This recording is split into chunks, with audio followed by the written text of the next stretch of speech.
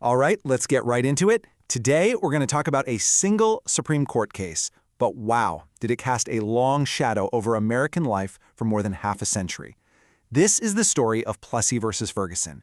It's a really pivotal moment that legally stamped approval on racial segregation and, in doing so, defined the fight for civil rights for generations.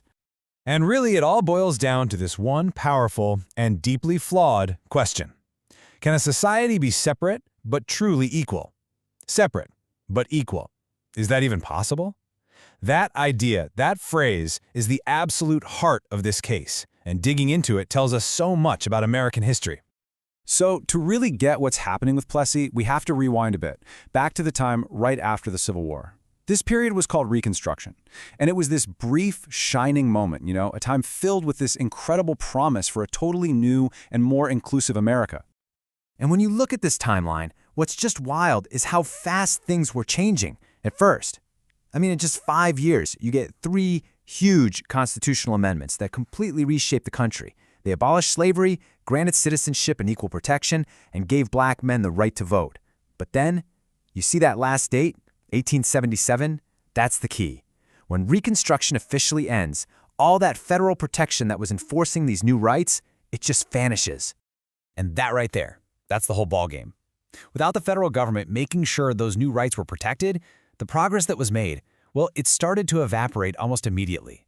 Southern states began, piece by piece, to systematically tear down the very rights that had just been won. So what did that backlash look like? Well, it had a name: Jim Crow laws. And you gotta understand, these weren't just, unwritten social rules. No, this was a full-on legal framework, written down and designed for one purpose: to create racial segregation and suppress black citizens. It touched everything: voting, jobs, schools, you name it. But people didn't just accept this, they fought back. And that's where our story really zooms in. From this big, historical picture to one person and one very planned act of defiance. And here he is, Homer Plessy. Now, what's so important to get about this is that what he did was not random. Not at all.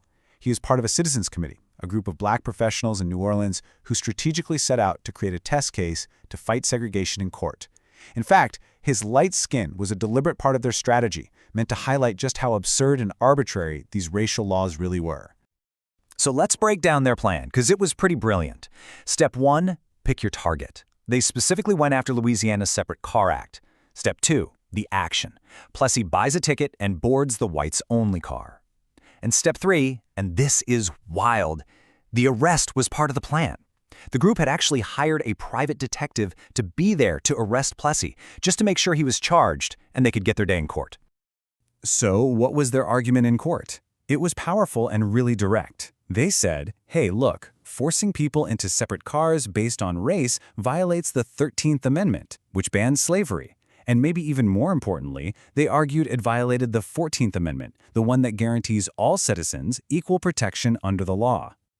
Well, after losing in the Louisiana courts, Plessy's case climbed all the way up the ladder to the very top, the Supreme Court of the United States. This was it. The whole country was watching. This was the moment the question of whether segregation was constitutional would finally be answered. And the result? It wasn't even a close call. By a vote of 7-1, the Supreme Court ruled against Homer Plessy.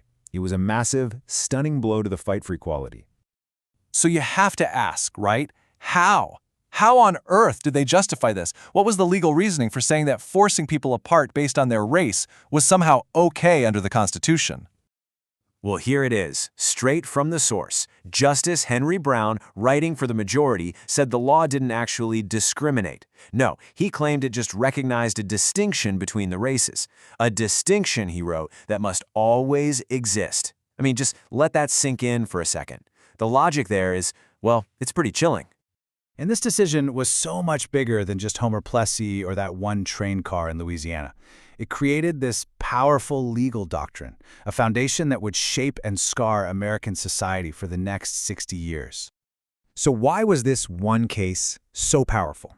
It all comes down to a legal idea called precedent. See, when the Supreme Court makes a decision, it's not just for that one case. It becomes the rule book for every other court in the country. It basically becomes the law of the land. And the rulebook that came out of Plessy v. Ferguson became known as the separate but equal doctrine. That was the magic phrase. The court's logic was, sure, you can keep things separate as long as the separate facilities are equal. And with that, segregation got a giant legal green light from the highest court in the nation. And the impact was immediate, and it was everywhere. With the Supreme Court's blessing, states all across the South went on a spree, passing laws to segregate, well, everything. We're talking public schools, transportation, theaters, restaurants. They even segregated drinking fountains. Separate but equal was now the rule. But here's the thing, the giant gaping hole in that whole idea. While the separate part was always enforced, aggressively, that equal part, yeah, that was basically a fantasy. It was almost never, ever true.